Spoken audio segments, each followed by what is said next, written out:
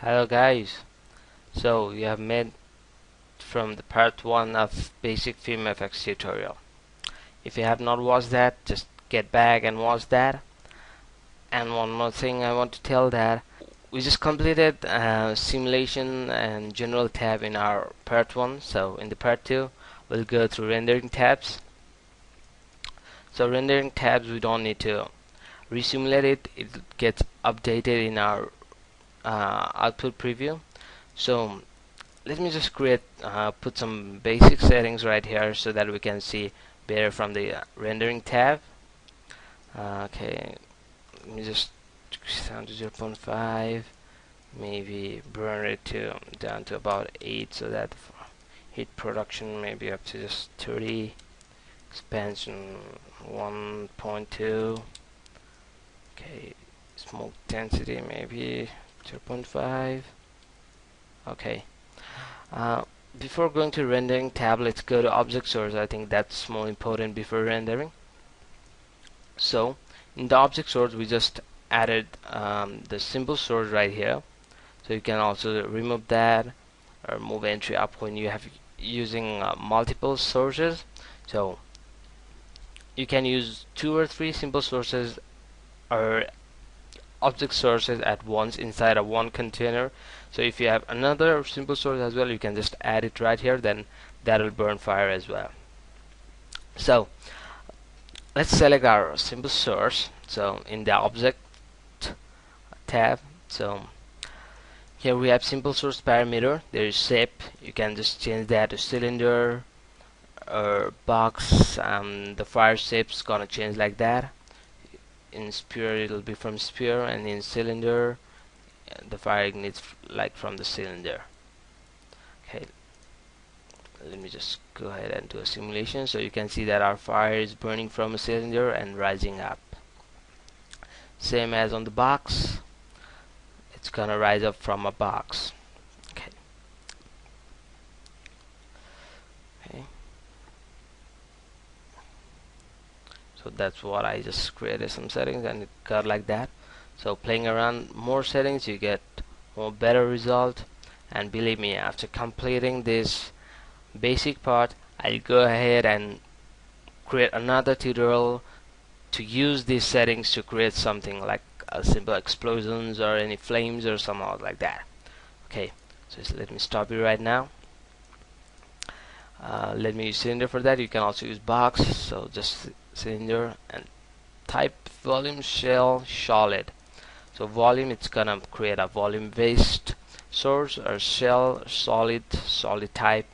So that's not too important. Okay, so you can also set up the diameter and heights. Let me set back to same. Okay, now here we have a fuel.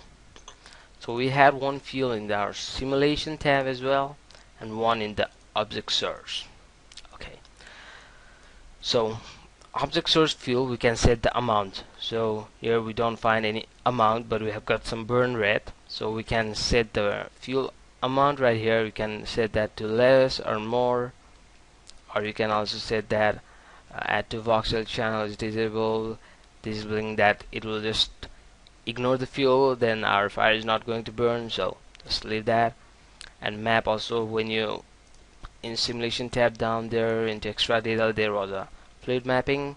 If you select that, then you're gonna use the map from here, so leave that for a while as well. That goes beyond the basics, so hopefully let's see if I can create some tutorials on that as well later on. If I got enough subscribers, maybe I might think about that as well. I'm just kidding. Okay, on temperature tab, we have got the temperature of fire. Let me set that to about 900. That will increase the temperature of our fire. And the smoke, we have got smoke amount as well. Here is a 2. We can decrease it or increase it, or even we can right click this small box with a minus sign and voxel fuel, or you can relate it with fuel or temperature. If you relate it with fuel, then it will be related with the amount of fuel. So what amount of fuel is being used, smoke is going to uh, ignite according to that.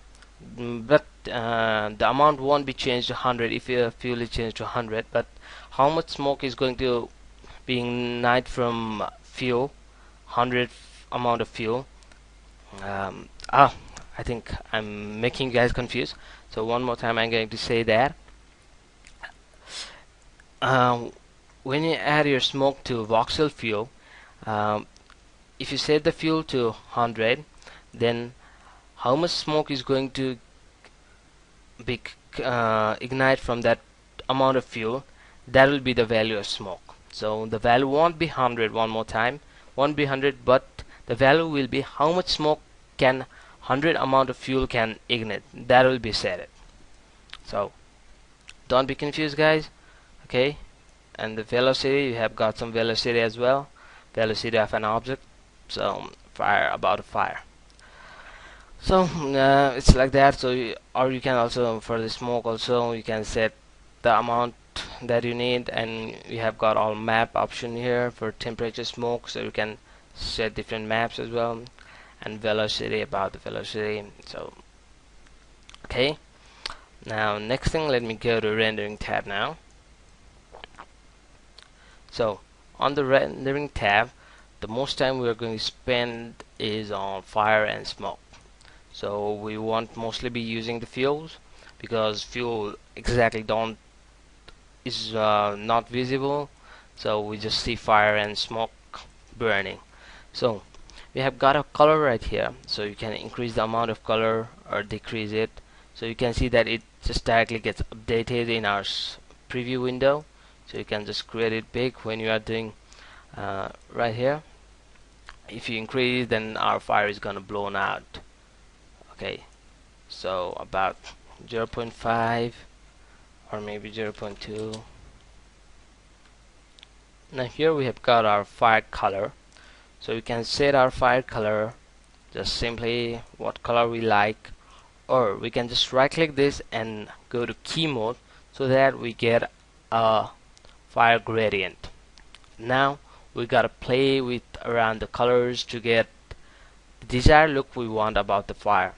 So when you go beyond more and more inside in Fume FX, when you're creating different kind of explosions, let's say car explosions or helicopter explosions, you're gonna spend most of your time setting the color for your perfect color for your fire. So you can just add different clicking down here and then select specific color for them as well. So that's just requires a bit of experimentation like this. So it requires a bit of experimentation, so I'm not going to explain this for now. When I'm back with some specific tutorial for Fume FX, like creating an explosion, I'll be trying to explaining this as much as I can. So for now, just go ahead and have some experiment. What can you create? Just go ahead with some cool effects. Try different kind of color, reddish, and this part. Let me clamp down this with. Sorry. This one with black. With the black as well. This one with the black, so it's gonna clamp down that black, so I don't want that. Okay, just play around it, try to get some cool result, and see what you can do with different combination of fire gradient. Okay, then we have got some opacity, so you can just set the opacity of fire. That also really useful, because fire are not completely opaque, they are somewhat opaque, transparent. So we also have got fire opacity curve, so you can just set some curve right here. You can manage it. Okay, don't worry guys, these I'll be explaining in later courses. So for now, that's it goes beyond the basics to understand every fundamentals of these curves, these linear colors. So I'm not explaining it now, you guys get confused. So again and again I'm reminding that it is just for basic. If you already know the basic of Fume FX, then you are wasting your time watching this tutorial. So so you can also set up map for your fire. um, for that you need to enable fluid mapping in from extra detail right here. Okay, now for the smoke, it's kind of same thing. You have got ambient and smoke color. Ambient, you can just set it to about gray, and then smoke color we have now white. So since it is in gradient, so we don't need gradient for now. And just right click keyless mode and then just select a simple color for your smoke. So you can see that your smoke color changes. Let me keep it about dark gray. Okay, and you also have got opacity for your smoke. So you don't want to keep your opacity of smoke too low, because smoke are mostly opaque, but you can keep some of that, and we don't need about fuel. Okay. Okay, when you go for more simulations or explosions later on, you're gonna spend a lot of time trying some settings right here. So I just told about something, so you just go ahead and try something and try to create something cool, and then later on go ahead and watch some more tutorials, learn more, and create stunning visual effects. Okay, now let me move to illumination tab. So for the illumination tab, first of all, let me just render this frame out. So you don't see your smoke rendered, but if you go to alpha, there is a smoke. So because oops, sorry, because your smoke is too dark, there is no any light affecting your smoke. So we're gotta add a light into our scene. But remember that the light does not affect fire. So let me go to lights and then standard light, and then just create one target light. Okay, this, and maybe from here let me go to light spotlight and then just try to manage it. Okay, and go back to front again. Okay, let me just move this spot just around right here. Okay, and this will do good. Okay, once we have added our file, we need to add that into our container. So opening this floater, into illumination tab, lights, you gotta add our spotlight. So once you have added your spotlight, go ahead and do another quick sim. Okay, now our fire looks a little better than it was at the first. Hey, like this, just go ahead and experiment with some settings. You get some really cool effects, just believe me guys. Okay, let me go when the smoke ignites. Okay, this much. Let me just stop it and do another render. So now you can see your smoke in the render as well. Okay, now let me go ahead and make some adjustment with our light settings. Let me select the spot and then light type on. You gotta on your shadows so that it gives some depth to our smokes. And in the shadow parameter, you got on the atmosphere shadows, because it will give the atmosphere shadows to smoke, and your smoke will have some depth, nice depth. And the shadows type, you can go to whatever you choose, whatever you are comfortable with. So maybe advanced ray trace or anything else, you can do that. And you can also choose the shadow color.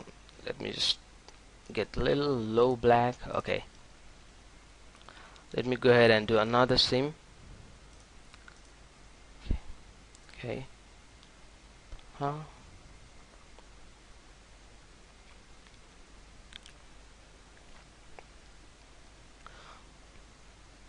Whatever change we do to our spotlight in shadows or anything, it's not going to affect fire at all. No any changes by lights to fire, only your smoke's gonna change. Okay, you can see some smoke right there, so let me stop it and do another render. Now you can see that you have got some shadows, nice shadows in your smoke. So if your scene have got lots of smoke like explosions, and if you watch some explosions in YouTube by Fume FX, you can see they have got really 3D effect. So that effect is helped to get by spotlight, and it's shadows and atmosphere shadows. So remember that. Just if you are creating some basic simulations, creating your container, adding a simple source, and adding a spotlight or any other light is the three most essential part of creating simple simulations using Fume FX. So don't forget these three things. Okay. Now we have also got some settings right down here. Illumination map, multiplier right there. We have got some multiple scattering. Just check that on to get more better look for our smoke. We have got maximum depth. Let me render it one more time. Now after doing on the multiple scatter, you see that your smoke's blown out. So turning it off, render it, smoke is gray. So whenever fire is burned, then the smoke is illuminated by the color of fire. So the smoke is not completely dark, so it has got some color of fire in it. So that effect is obtained by doing on the multiple scattering. So we have got the fire value to 1, so that's too strong. Let me get that back to 0 and do another render. So we have got the smoke to white. So let me do the smoke strength to 0.1 and do another render. So like this. So now your smoke is back to your color. Now slowly increase the fall off, so it will create the balance between your fire and smoke. So about 8, and slowly increase the fire just little by little. Just let me go to 0.2 and just do a test renders. Or maybe if you can see right here, I don't think it will be seen there. You have to do a render. If you see that how slowly our smoke is affecting by our fire color, zero down, render, you don't have too much illumination, and slowly increasing up, you see that the smoke is illuminated. So if you increase the fire up more and more, then the smoke turns to that color as well. Okay, and the fall off, you can just control that up to, let's say, 7. It will create that, let's say, kind of a balance between the fire and smoke color. So do about 10 and do a test render. Okay, it's less, and if you decrease the fall off down, then you will have more illumination into our smoke. So this create fall off helps to match the smoke and illuminate enough amount of color from fire. So if you increase the fire too much, then you gotta increase the fall off as well, but if you decrease that, you gotta decrease the fall off as well.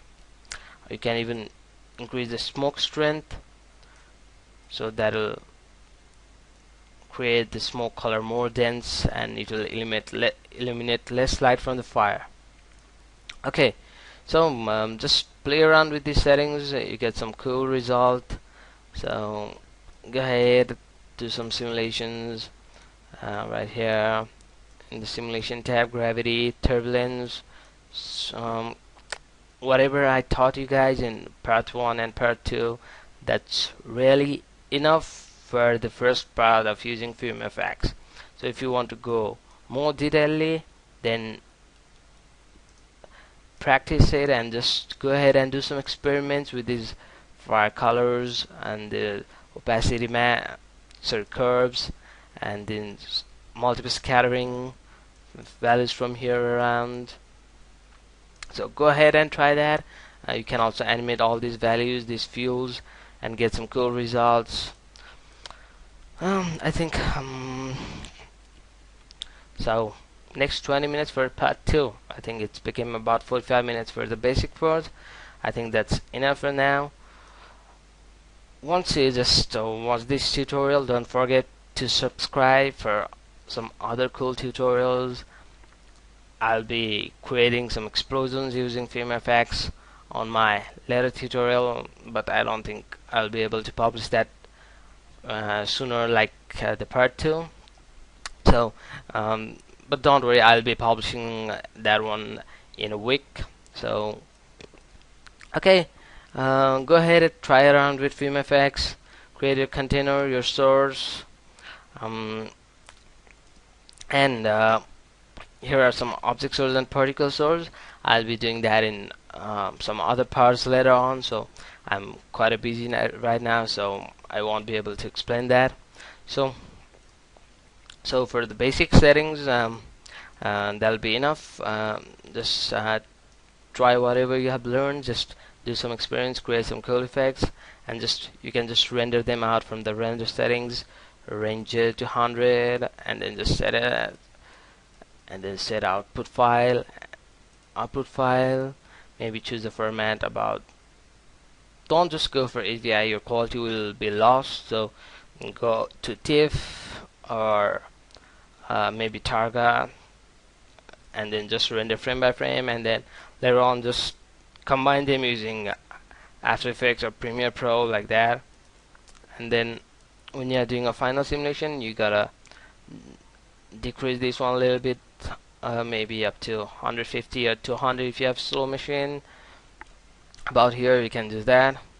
It will take some time, but just be patient. Okay, see you in the part 3 that'll be coming little late, and in the next part I'll be explaining about some other sources like object source and particle source. So I won't be needing to explain all the previous settings like these fuels and temperature, system gravity, buoyancy. So I won't be explaining that in part 3. I'll just go with particle source, simple particle source, and object source. And this two, that's just in new, so that's not useful. And gravity vector, that's a little bit complicated and it'll use for advanced effects. So and that's not needed for the basic parts. So for the part 3, I'll be creating teaching you object source and particle source. So stay tuned then, subscribe to the channel to get notified about tutorials every week, new tutorial on Fume FX or Rayfire and so on. For After Effects, 3ds Max, Maya, I'll try to teach you as much possible as I can. So thank you for watching part 2 as well. Stay tuned for part 3. Thank you. Goodbye.